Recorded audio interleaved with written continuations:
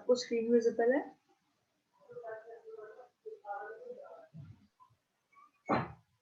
Screen visible है सबको? जी ma'am. Okay ठीक है, तो आज हम लोग करने वाले हैं कंपनी लॉ, जिसके अंदर हम लोगों ने कल थोड़ा सा मीनिंग पढ़ा था, आज रिपीट करेंगे हम लोग। सबसे पहले कंपनी लॉ के अंदर सबसे पहली चीज जो बताई गई है दैट इज कंपनी। ये कंपनी क्या होती है? ठीक है, कंपनी एक लीगल एंटिटी है, यानी इसे लॉ ने बनाया है और कुछ ग्रुप ऑफ इंडिविजुअल्स इसे मिलके स्टार्ट करते हैं ताकि वो लोग अपनी लाइवलीहुड्स को अर्न कर सके। ठीक है, अब कंपनी की डेफिनेशन हम लोग एलएच हैनी की करने वाले हैं। It is an incorporated association which is a artificial person created by law having artificial entity with the perpetual succession and a common seal. अब मैं यहाँ पे आपको कुछ चीजें पॉइंट आउट करके बता देती हूँ। जैसे सबसे पहला इस डेफिनेशन के अंदर आपका फर्स्ट जो फीचर है दैट इज इनकॉर्पोरेटेड एसोसिएशन। ठीक है, इनकॉर्पोरेटेड एसोसिएशन का मतलब क्या होता है कि इसे इनकॉर्पोरेट किया गया है, एक ऐसी एसोसिएशन है जिसे बनाया गया है, कुछ लोगों ने इकट्ठे मिलकर स्टार्ट किया। ठीक है, सेकेंडली ये क्या है? It is an artificial person. ये आर्टिफिशियल पर्सन कैसे है? पहली चीज तो कंपनी को हम लोग एक इंडिविजुअल मानते हैं। अगर आपका किसी कंपनी ने आपके साथ फ्रॉड किया है, ठीक है, तो आप उस कंपनी के ऑनर पे केस नहीं कर सकते हो, आपका जो केस होगा वो कंपनी के ऊपर होगा। ठीक है, तो कंपनी एक आर्टिफिशियल पर्सन मानी जाती है, कंपनी के ऑनर को और कंपनी को डिफरेंट माना जाता है। ठीक है, थर्ड फीचर है इसका, it is created by law. इसे किसने बनाया है? लॉ ने बनाया है। ठीक है, आपको इस डेफिनेशन के साथ साथ 5 से 6 फीचर्स याद हो जाएंगे। उसके बाद है हैविंग अ आर्टिफिशियल एंटिटी। इसके पास एक आर्टिफिशियल एंटिटी दे दी गई है, यानी एक इसे इंडिविजुअल पहचान दे दी गई है। कंपनी को लॉ के अंदर एक आर्टिफिशियल पर्सन की पहचान दी गई है। ठीक है, इसे एक अलग एंटिटी दे दी गई है, मतलब इसे एक अलग से पहचान दे दी गई है कि ये जो भी कंपनी हमारी है, ये इसे हम अलग मानेंगे, इसे हम एक लिविंग बीइंग की तरह ट्रीट करेंगे। ठीक है, उसके बाद इसमें लिखा है point, it is a perpetual succession. Perpetual succession का मतलब होता है कि जो भी बोर्ड ऑफ डायरेक्टर्स है, अगर मान लो कि इस टाइम पे जो कंपनी का सीईओ है, चीफ एग्जीक्यूटिव ऑफिसर है, वो चेंज होता है। ठीक है, मतलब मान लो उसकी डेथ हो जाती है, उसका बेटा आके कंपनी को ज्वाइन करता है, तो इससे क्या होगा? अगर हमारा कंपनी का ऑनर चेंज हो रहा है तो उससे कंपनी पे कोई फर्क नहीं पड़ता। ठीक है, पार्टनरशिप में क्या होता था? अगर एक पार्टनर की डेथ हो गई तो पार्टनरशिप में क्या होता था? कौन बताएगा? पार्टनरशिप हमने पढ़ा था ना, पार्टनरशिप में क्या होता था? अगर एक इंडिविजुअल की डेथ हो जाए, तो एक पार्टनर की डेथ हो जाए तो कौन बताएगा?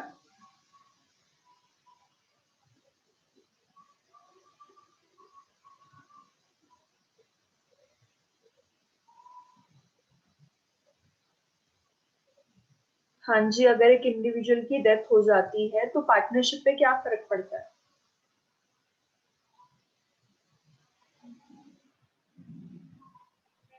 वो कंट्रैक्ट जो टूट जाएगा। बिल्कुल, पार्टनरशिप खत्म हो जाती है, बट कंपनी के अंदर ऐसा कुछ नहीं होता है। कंपनी की परपेचुअल सक्सेशन है, इसके जितने मर्जी ऑनर्स चेंज हो जाए, कंपनी के ऊपर कोई फर्क नहीं पड़ता। सिक्स्थ इसका जो फीचर है that is it have a common seal. Company की एक कॉमन सील बना दी जाती है। जैसे आप हो, अहीबू है, पूजा है, प्रतिभा है, मैं हूँ, हम सबके अपने सिग्नेचर्स हैं, राइट? अगर मेरे को कहीं पे साइन करना है तो मैं अपने डिफरेंट सिग्नेचर करती हूँ, प्रतिभा को कहीं पे सिग्नेचर करना है तो वो अपने डिफरेंट करती है।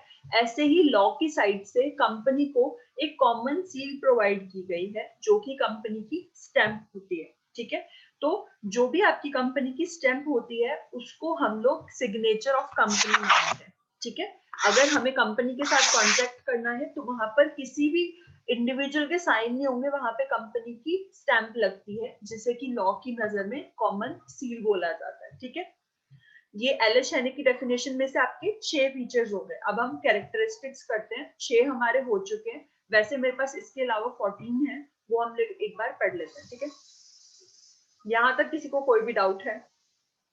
कंपनी से रिलेटेड।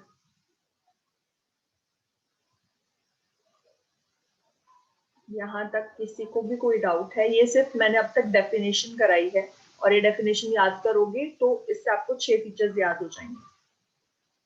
यहाँ तक किसी को डाउट है?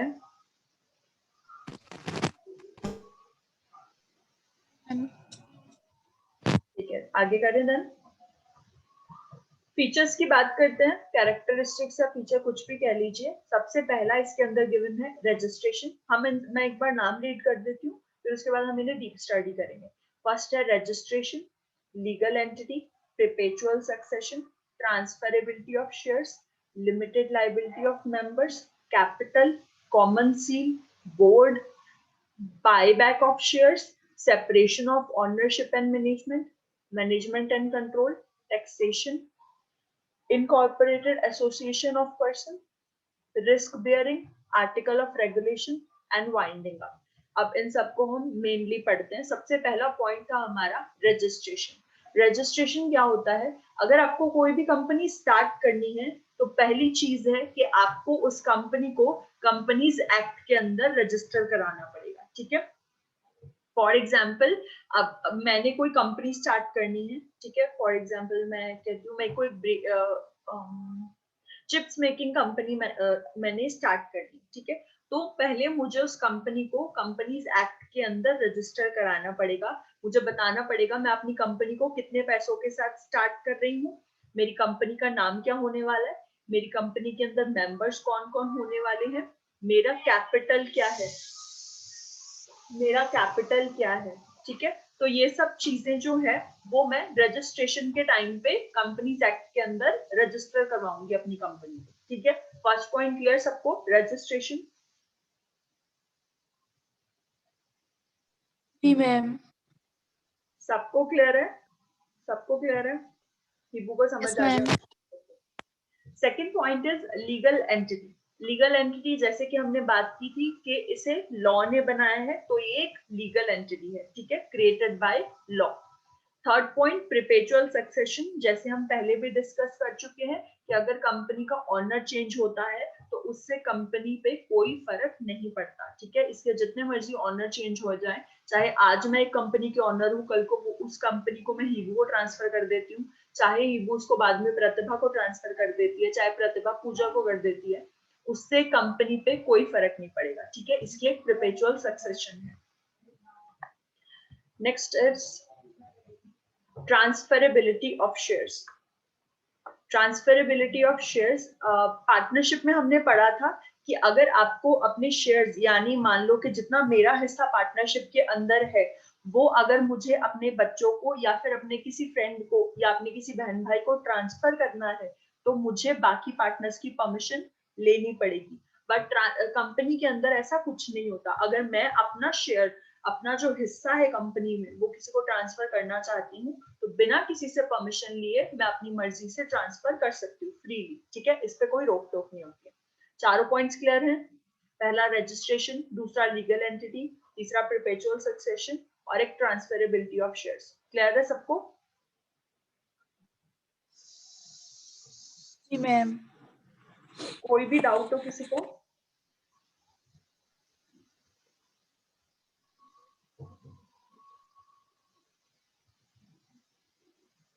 कोई डाउट है किसी को? मैम। ठीक है ji. Fifth point is limited liability of members. Limited liability, liability हमने पढ़ा था पहले कि लाइबिलिटी अगर मैंने, मतलब मान लो पार्टनरशिप में हम लोग गए हैं तो पार्टनरशिप में क्या होता था कि अगर मेरी पार्टनरशिप लॉस में जाती है तो मेरी पर्सनल प्रॉपर्टी तक को भी सेल करके कर्जा उतारा जाएगा। बट कंपनी में ऐसा नहीं होता। जितना हिस्सा मैंने कंपनी में डाला है, फॉर एग्जाम्पल मैंने 10,000 रुपीज कंपनी के अंदर इन्वेस्ट कर रखे हैं, अगर लॉसेस होते हैं तो मुझे वो 10,000 का ही लॉस होगा, इससे ज्यादा का लॉस मुझे नहीं होगा। ठीक है, this is limited liability of members, यानी जितने भी मेंबर्स हैं उनकी लाइबिलिटीज जो है वो लिमिटेड रहने वाली है। इससे कोई भी फर्क नहीं पड़ेगा। अगर मेरी कंपनी लॉसेस में जाती भी है तो मेरी पर्सनल प्रॉपर्टी के ऊपर कोई भी नुकसान नहीं होगा। क्लियर सबको ये पॉइंट?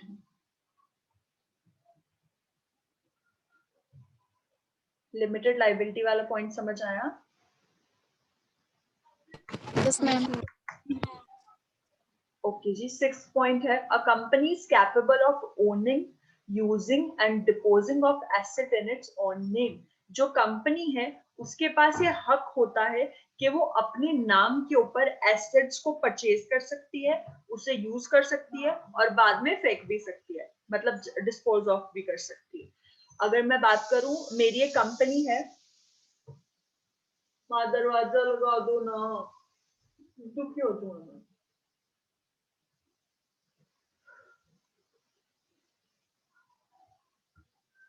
ओके, हम लोग बात कर रहे थे कि अगर मैं कंपनी चला रही हूँ, मेरी कंपनी है फॉर एग्जांपल, कोई भी कंपनी का नाम सजेस्ट कीजिए, कोई भी कंपनी का नाम सजेस्ट कीजिए मुझे अभी। Tata.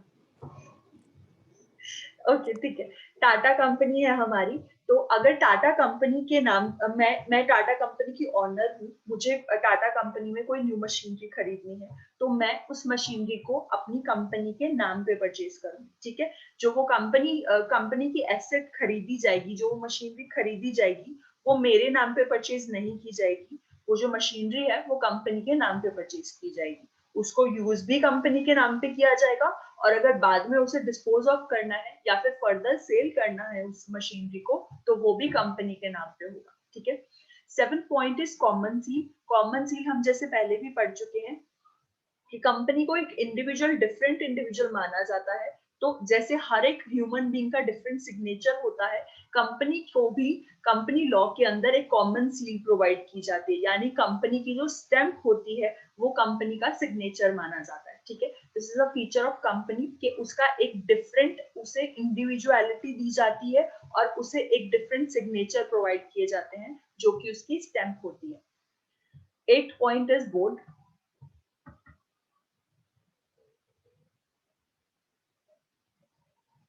Okay, board of directors के बारे में किस किसने सुना है? प्रतिभा, बोर्ड ऑफ डायरेक्टर्स के बारे में सुना है?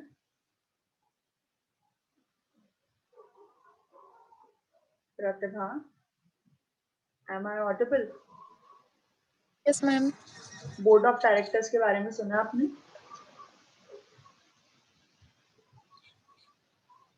मैम। ओके, क्या होते हैं बोर्ड ऑफ डायरेक्टर्स? किसी ने भी सुना हो, कोई भी बताना चाहे बोर्ड ऑफ डायरेक्टर्स के बारे में? Who are board of directors?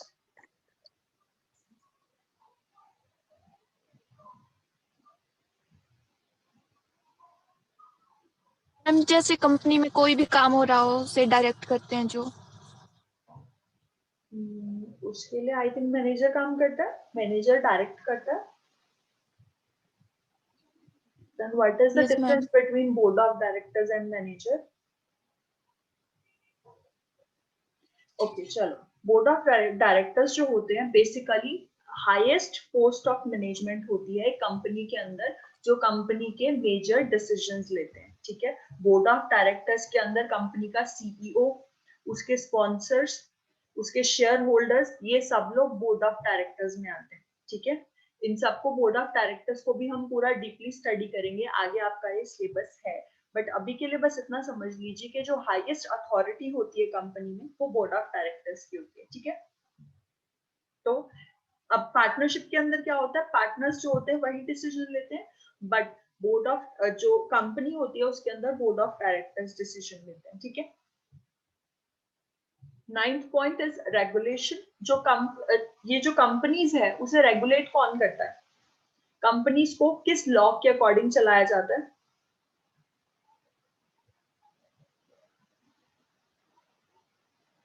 आप लोग जो लॉ पढ़ रहे हैं, this is called company law, ठीक है। और जो कंपनीज एक्ट है, इसी के अंदर सारी की सारी कंपनीज जो है वो रेगुलेट की जाती है, ठीक है। कंपनीज एक्ट के अंदर आती है सारी की सारी कंपनीज। अगर इन कंपनीज ने कोई भी लॉ ब्रेक किया तो इनके ऊपर जो केस होगा वो कंपनीज एक्ट के अंदर होगा, ठीक है। यहाँ तक क्लियर है सबको? Yes ma'am. जी मैम। ओके जी, 10th point is buyback of shares. सबसे पहले आप लोगों को पता होना चाहिए कि शेयर्स क्या होते हैं। शेयर्स के बारे में किस किस को आइडिया है? शेयर्स के बारे में पता है किसी को?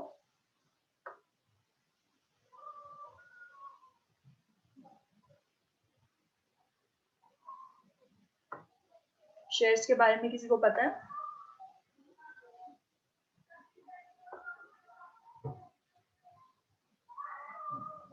नहीं पता है या पता है, एक बार बता दीजिए, फिर मैं उसके बाद प्रॉपर एक्सप्लेन कर देती हूँ, क्योंकि शेयर्स अब आपका बहुत बड़ा टॉपिक है कंपनीज के अंदर, कंपनीज एक्ट में आएगा।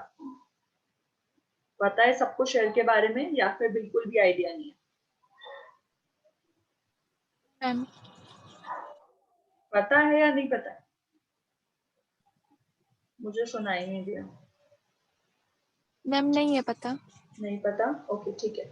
फॉर एग्जाम्पल मैंने कंपनी स्टार्ट की है, इस कंपनी को स्टार्ट करने के लिए जो मुझे टोटल खर्चा आने वाला है दैट इज 10,000।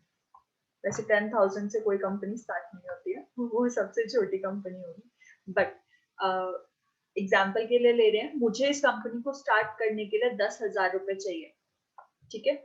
अब मेरे पास जो फंड्स अवेलेबल हैं दैट आर 8,000, ठीक है। मेरे पास 8,000 रुपीज है, 2,000 रुपए का कहीं से भी मेरे पास अरेंजमेंट नहीं हो रहा है, ठीक है।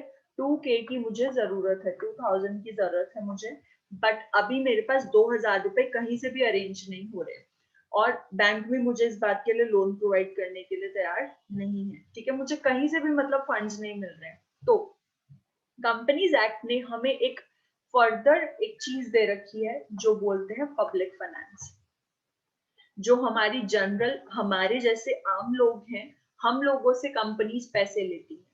कैसे पैसे लेती हैं?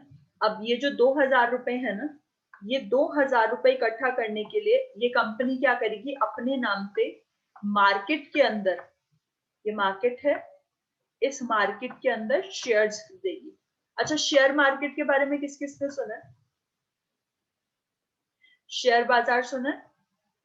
सेंसेक्स आता है, किसी ने वो देखा हो, बॉम्बे सेंसेक्स वाला? शेयर बाजार के बारे में सुना है किसी ने भी? शेयर मार्केट जिसमें लोग इन्वेस्ट करते हैं, बहुत बार एडवर्टाइजमेंट भी आ रही होती है। Yes ma'am. ओके, तो शेयर बाजार के ही बारे में अभी आपको पता चलेगा। अब इस कंपनी को 2,000 रुपए चाहिए थे, अब ये कंपनी क्या करेगी, 2,000 रुपए के शेयर्स, शेयर्स कुछ नहीं, एक सर्टिफिकेट होता है, ठीक है, 2,000 रुपए के शेयर्स मार्केट के अंदर देगी। अब यहाँ पे क्या होगा, इस मार्केट में जो लोग हैं वो लोग क्या करेंगे, जनरल पब्लिक को ये शेयर्स बेचेंगे।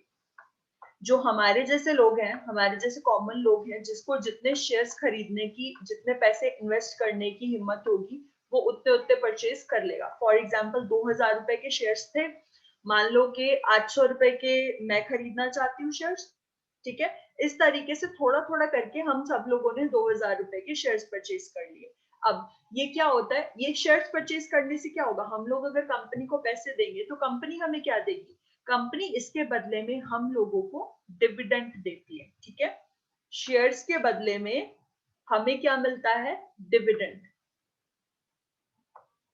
ये डिविडेंड क्या होता है, डिविडेंड कुछ रेट ऑफ इंटरेस्ट होता है कंपनी के प्रॉफिट का, जो वो अपने शेयर होल्डर्स को देती है, ठीक है। मान लो कि मैंने इस कंपनी के 2,000 के 2,000 शेयर्स परचेज किए, ठीक है, और एक शेयर के ऊपर मुझे 10% का इंटरेस्ट मिल रहा है, 10% का डिविडेंड मिल रहा है। तो अगर कंपनी को 10,000 रुपए का प्रॉफिट, सॉरी 1 लाख तक का प्रॉफिट हुआ है, तो कंपनी मेरे को मेरे शेयर्स के हिसाब से उतना परसेंट ऑफ प्रॉफिट मेरे को ट्रांसफर कर देगी, ठीक है।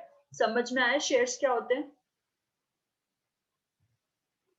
Yes ma'am. अच्छा, फिर कौन एक्सप्लेन करेगा शेयर्स क्या होते हैं?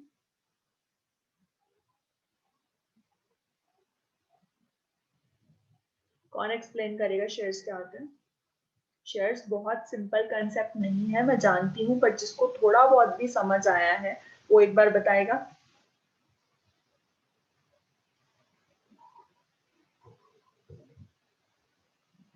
अगर नहीं समझ आया तो बता दीजिए, मैं दोबारा एक्सप्लेन कर देती हूँ, इससे ज्यादा आसान तरीके से समझाने की कोशिश करती हूँ। समझ आया या बिल्कुल भी समझ नहीं आया? मैम जी मैम शेयर एक सर्टिफिकेट होता है। मैम आप दोबारा समझा दीजिए। दोबारा समझा दूं? ओके, जो कंपनी है उसको जब फंड्स की जरूरत होती है और उसके फंड्स कहीं से भी अरेंज नहीं हो पा रहे हैं, ना बैंक प्रोवाइड कर रहा है, ना गवर्नमेंट से पैसे मिल रहे हैं, कहीं से भी उसे पैसे नहीं मिल रहे हैं, ना उसके फ्रेंड से मिल रहे हैं, तो ऐसे टाइम पे कंपनी क्या करती है? कंपनी शेयर इशू करती हैं, और वो शेयर्स खरीदता कौन है? General public. ठीक है, जनरल पब्लिक वो शेयर्स परचेज करती है। क्या होता है कि शेयर्स मार्केट में दिए जाते हैं, शेयर्स से सर्टिफिकेट होता है। मान लो कि मैंने कंपनी के शेयर्स खरीदे हैं, तो मुझे मेरे दिए हुए पैसों के बदले में सर्टिफिकेट्स मिल जाएंगे मेरे नाम पे उस कंपनी के। फॉर एग्जांपल, मैं रिलायंस के शेयर्स परचेज करती हूँ, मैंने रिलायंस से 100 रुपए के शेयर्स परचेज कर लिए, ठीक है, तो मेरे पास 100 रुपए के रिलायंस कंपनी के शेयर्स पड़े। अब जब भी कंपनी को, रिलायंस कंपनी को प्रॉफिट होगा, कंपनी को उस प्रॉफिट का कुछ परसेंट हिस्सा मुझे देना पड़ेगा, क्योंकि कंपनी ने मुझसे पैसे ले रखे और मुझे शेयर दे रखे। ठीक है, तो वो जो सर्टिफिकेट जो मेरे पास होगा, शेयर्स होंगे, उसके बदले में मुझे कंपनी की साइड से डिविडेंड मिलेगा, रेट ऑफ इंटरेस्ट मिलेगा। ठीक है, अभी समझ में आया शेयर्स क्या होते हैं? शेयर सिर्फ एक सर्टिफिकेट होता है, हमारे पैसों के बदले में कंपनी हमें देती है, और वो जो शेयर्स होते हैं उनके बदले में हमें क्या मिलता है? डिविडेंड मिलता है, रेट ऑफ इंटरेस्ट मिलता है। ठीक है, अभी क्लियर हुआ शेयर्स क्या होते हैं? जी मैम। सभी को क्लियर है? Yes ma'am. पूजा?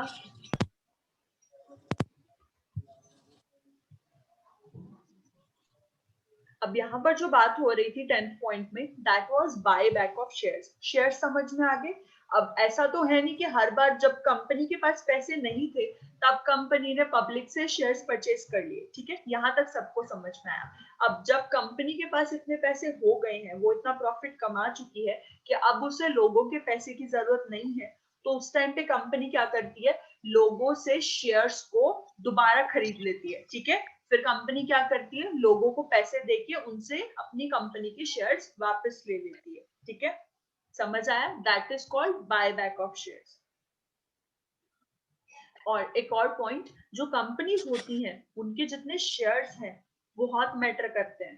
कंपनी के शेयर्स जिसके पास होंगे उसके पास कंपनीज के डिसीजन लेने का राइट आता है। ठीक है, अगर किसी पर्सन के पास, मान लो कि मैं हूं, मैं रिलायंस के 51% ऑफ शेयर्स परचेज कर लेती हूँ।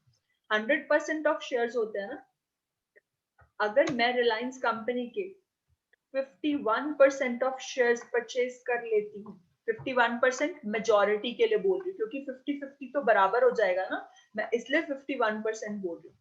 मान लो मैं रिलायंस कंपनी के 51% शेयर्स परचेज कर लेती हूँ, तो मैं रिलायंस कंपनी की ऑनर बन जाऊंगी।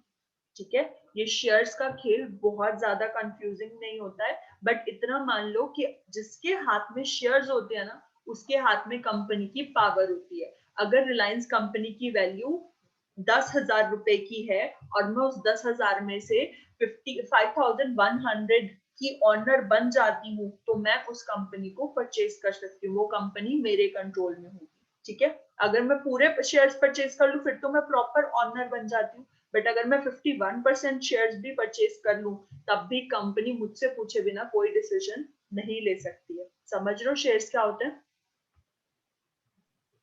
अच्छा, कौन कौन सीरियल्स या फिर पिक्चर्स किस किसने देखी हुई है?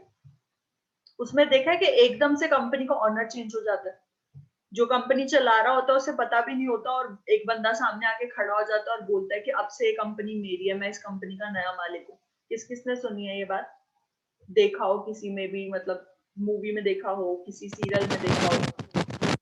देखा है किसी ने?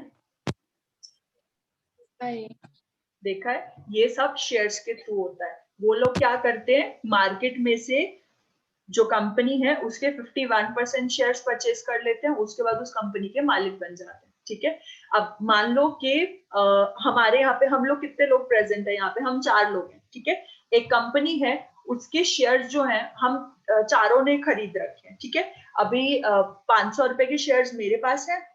ठीक है, हिबू के पास 100 रुपीज के थे, प्रतिभा के पास 100 रुपीज के थे, और पूजा के पास भी 100 रुपीज के शेयर्स थे। मैंने क्या किया, कंपनी, मेरे पास इतने पैसे थे कि मैं उस कंपनी की शेयर्स परचेज कर सकती थी। मैंने हीबू से भी शेयर्स खरीद लिए, मैंने पूजा से भी शेयर्स खरीद लिए, मैंने प्रतिभा से भी शेयर्स खरीद लिए। अब मेरे पास टोटल कितने शेयर्स हुए, 500 पहले से थे, 100 रुपए हीबू, 100 शेयर्स हीबू से ले लिए, 100 मैंने पूजा से ले लिए, 100 प्रतिभा से ले लिए। टोटल कितने हुए मेरे पास, 800।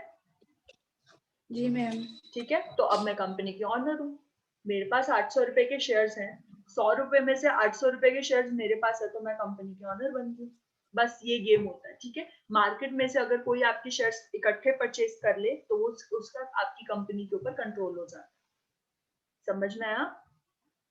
बहुत इंटरेस्टिंग है कंपनी लॉ, बट ये है कि थोड़ा सा समझने की जरूरत पड़ती है। बायबैक ऑफ शेयर यही होता है कि जब कंपनी पब्लिक से अपने शेयर्स को वापस खरीद लेती है और पब्लिक को उनका पैसा वापस कर देती है। ठीक है, जैसे हमारी जो कंपनी का एग्जांपल हम लेके चल रहे थे, 2000 रुपए के शेयर्स की जरूरत थी, उसने 2000 के शेयर मार्केट में बेच दिए। जब कंपनी के पास पैसे आए तो कंपनी ने अपने शेयर वापस खरीद के लोगों के पैसे वापस कर दिए। ठीक है, समझ में आया यहाँ तक? शेयर्स का कंसेप्ट समझ में आया? जी मैम। ओके, हाँ, अब yes, यहाँ ma'am. पर 11th पॉइंट लिखा हुआ है, नॉट अ सिटीजन। कंपनी को हम एक इंडिविजुअल मानते हैं, उसको कंपनीज लॉ में एक सिग्नेचर यानी उसकी स्टैंप दी जाती है, बट जो कंपनी होती है वो सिटीजन ऑफ इंडिया नहीं होती। ठीक है, पॉइंट क्लियर है सबको? ये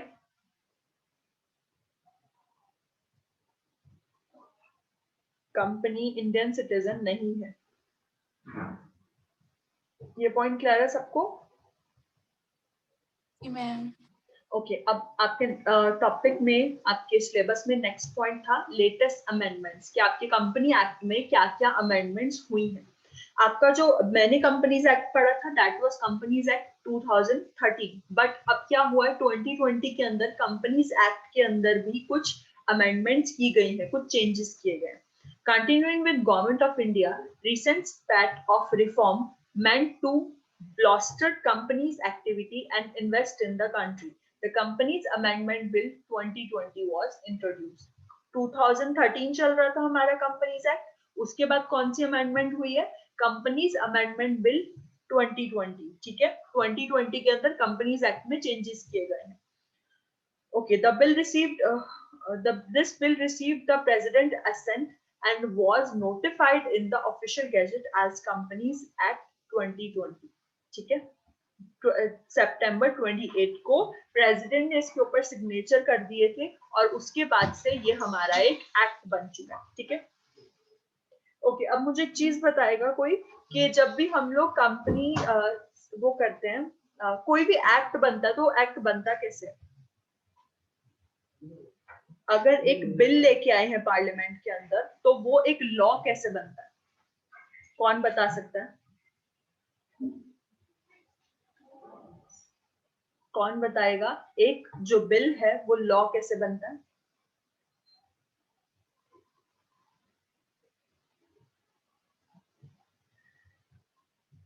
आप लोगों ने सिविक्स पढ़ी है? सिविक्स पढ़ी आप लोगों ने? +1 +2 में पढ़ी होगी। पढ़ाई मैम। तो सिविक्स के अंदर ये प्रोसीजर था कि एक जो लॉ कैसे बनाया जाता है या फिर एक्ट कैसे बनाए जाते हैं, याद है किसी को?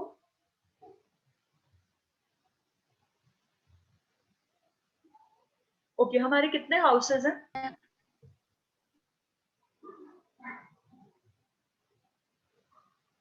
ये तो बेसिक जर्नल नॉलेज है बच्चे। हमारे कितने हाउसेज हैं? एक लोकसभा और एक, अरे विधानसभा। राज्यसभा। लोकसभा एंड राज्यसभा। ठीक है, तो क्या होता है कि जब भी कोई कानून बनाना होता है सबसे पहले उसको हम लोग लोकसभा में पेश करते हैं और फिर राज्यसभा में। ठीक है, दोनों में पेश किया जाता है। अगर दोनों से पास हो जाता है बिल तो उसके बाद वो जो बिल है वो प्रेसिडेंट के पास जाता है। जिस पॉइंट ऑफ टाइम पे प्रेसिडेंट उस बिल के ऊपर सिग्नेचर कर देते हैं उसके बाद से वो जो बिल है वो एक लॉ बन जाता है, एक एक्ट बन जाता है। ठीक है, ये बेसिक चीजें हैं, आपको पता होनी चाहिए। ओके, रिसेंट ऐसा बताइए जिसके ऊपर इस टाइम पे बहुत हंगामा चल रहा हो।